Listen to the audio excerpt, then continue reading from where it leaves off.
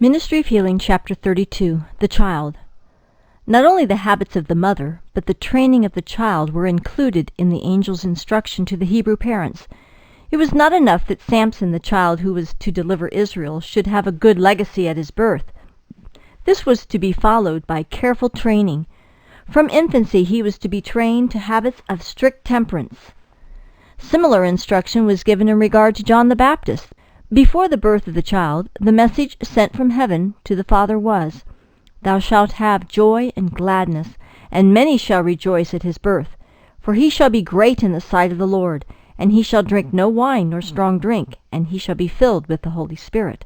Luke 1, verse 14 and 15. On heaven's record of noble men, the Savior declared that there stood not one greater than John the Baptist. The work committed to him was one demanding not only physical energy and endurance, but the highest qualities of mind and soul. So important was right physical training as a preparation for this work that the highest angel in heaven was sent with a message of instruction to the parents of the child. The directions given concerning the Hebrew children teach us that nothing which affects the child's physical well-being is to be neglected. Nothing is unimportant.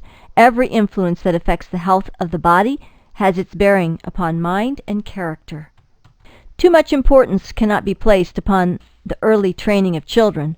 The lessons learned, the habits formed during the years of infancy and childhood have more to do with the formation of the character and the direction of life than have all the instruction and training of after years. Parents need to consider this. They should understand the principles that underlies the care and training of children. They should be capable of rearing them in physical, mental, and moral health. Parents should study the laws of nature. They should become acquainted with the organism of the human body. They need to understand the functions of the various organs and their relation and dependence. They should study the relation of the mental to the physical powers and the conditions required for the healthy action of each. To assume the responsibilities of parenthood without such preparation is a sin. Far too little thought is given to the causes underlying the mortality, the disease, and degeneracy that exists today, even in the most civilized and favored lands. The human race is deteriorating. More than 1/3 die in infancy. Of those who reach manhood and womanhood, by far the greater number suffer from disease in some form, but few reach the limit of human life. Most of the evils that are bringing misery and ruin to the race might be prevented, and the power to deal with them rests to a great degree with parents. It is not a mysterious providence that removes the little children. God does not desire their death.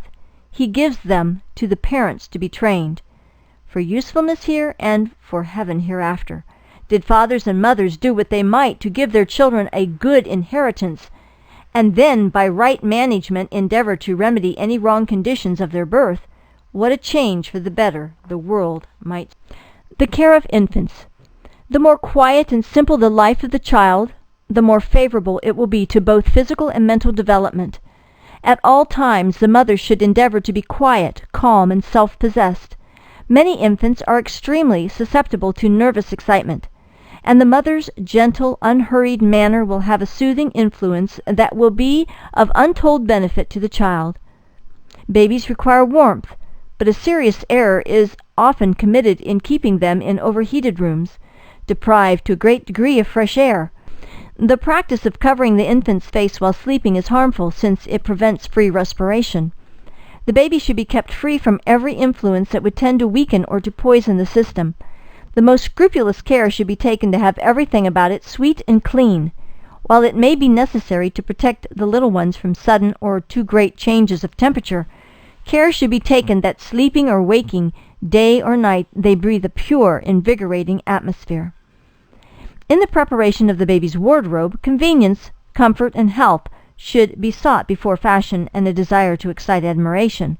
The mother should not spend time in embroidery and fancy work to make the little garments beautiful, thus taxing herself with unnecessary labor at the expense of her own health and the health of her child. She should not bend over sewing that severely taxes eyes and nerves, at a time when she needs much rest and pleasant exercise. She should realize her obligations to cherish her strength, that she may be able to meet the demands that will be made upon her. If the dress of the child combines warmth, protection, and comfort, one of the chief causes of irritation and restlessness will be removed. The little one will have better health, and the mother will not find the care of the child so heavy a tax upon her strength and time. Tight bands or waists hinder the action of the heart and lungs and should be avoided. No part of the body should at any time be made uncomfortable by clothing that compresses any organ or restricts its freedom of movement. The clothing of all children should be loose enough to admit the freest and fullest respiration, and so arranged that the shoulders will support its weight. In some countries, the custom of leaving bare the shoulders and limbs of little children still prevails. This custom cannot be too severely condemned. The limbs, being remote from the center of circulation, demand greater protection than that of other parts of the body. The arteries that convey the blood to the extremities are large, providing for a sufficient quantity of blood to afford warmth and nutrition. But when the limbs are left unprotected or are insufficiently clad, the arteries and veins become contracted, the sensitive portions of the body are chilled, and the circulation of the blood hindered.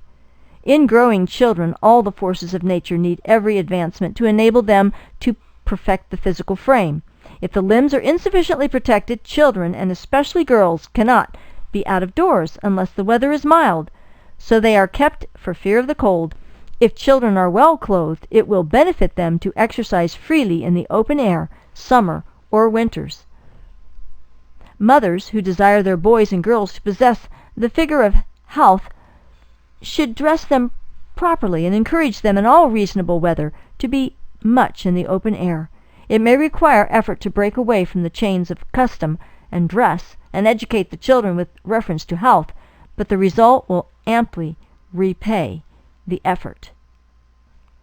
The child's diet. The best food for the infant is the food that nature provides. Of this it should not be needlessly deprived. It is a heartless thing for a mother, for the sake of convenience or social enjoyment, to seek to free herself from the tender office of nursing her little one.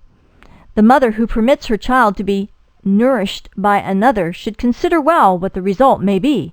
To a greater or less degree, the nurse imparts her own temper and temperament to the nursing child.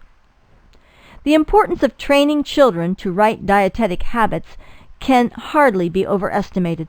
The little ones need to learn that they eat to live, not live to eat. The training should begin with the infant in its mother's arms. The child should be given food only at regular intervals, and less frequently as it grows older. It should not be given sweets or the food of older persons, which it is unable to digest. Care and regularity in the feeding of infants will not only promote health and thus tend to make them quiet and self-tempered, but will lay the foundation of habits that will be a blessing to them in after years.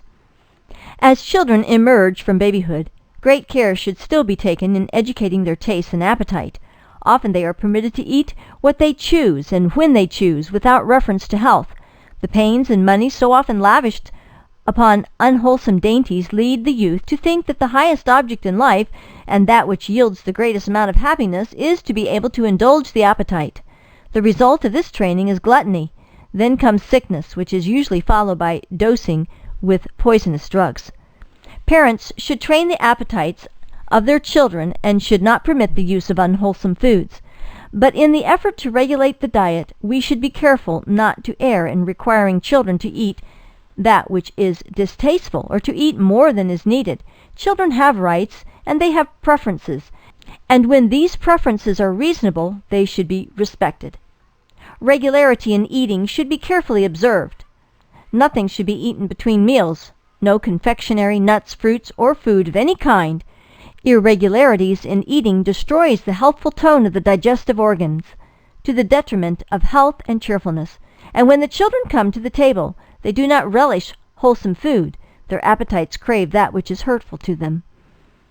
Mothers who gratify the desires of their children at the expense of health and happy tempers are sowing seeds of evil that will spring up and bear fruit.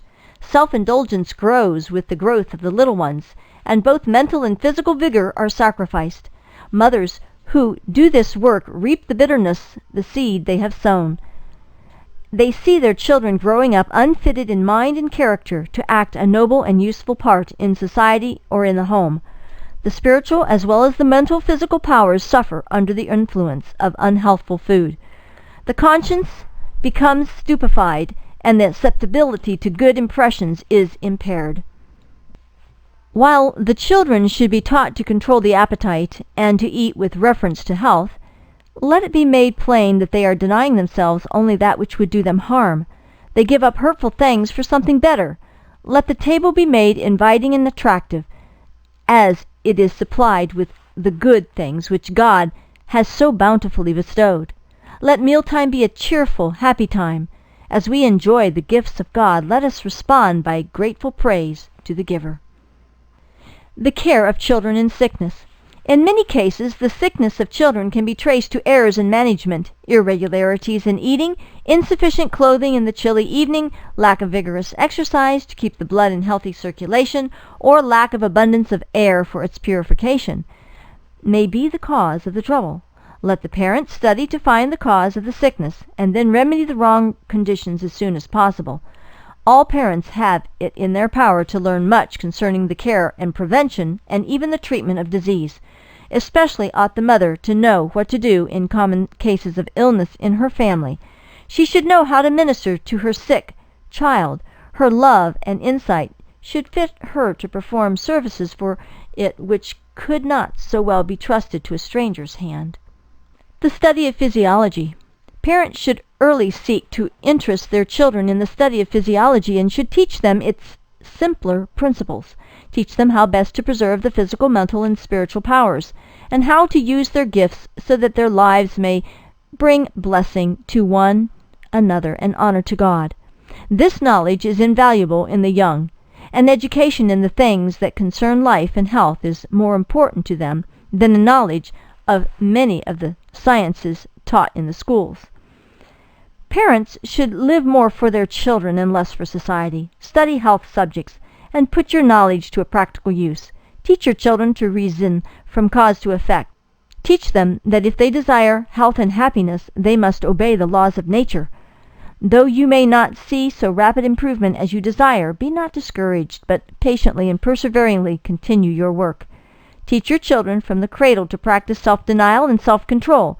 Teach them to enjoy the beauties of nature and in useful employments to exercise systematically all the powers of body and mind. Bring them to have sound constitutions and good morals, to have sunny dispositions and sweet tempers. Impress upon their tender minds the truth that God does not design that we should live for present gratification merely, but for our ultimate good. Teach them that to yield to temptation is weak and wicked, to resist, noble and manly. These lessons will be seed sown in good soil, and they will bear fruit that will make your hearts glad. Above all things else, let parents surround their children with an atmosphere of cheerfulness, courtesy, and love. A home where love dwells, and where it is expressed in looks, in words, and in acts, is a place where angels delight to manifest their presence. Parents, let the sunshine of love, cheerfulness, and happy contentment enter your own hearts, and let its sweet, cheering influence pervade your home. Manifest a kindly, forbearing spirit and encourage the same in your children, cultivating all the graces that will brighten the home life. The atmosphere thus created will be to the children what air and sunshine are to the vegetable world, promoting health and vigor of mind and body.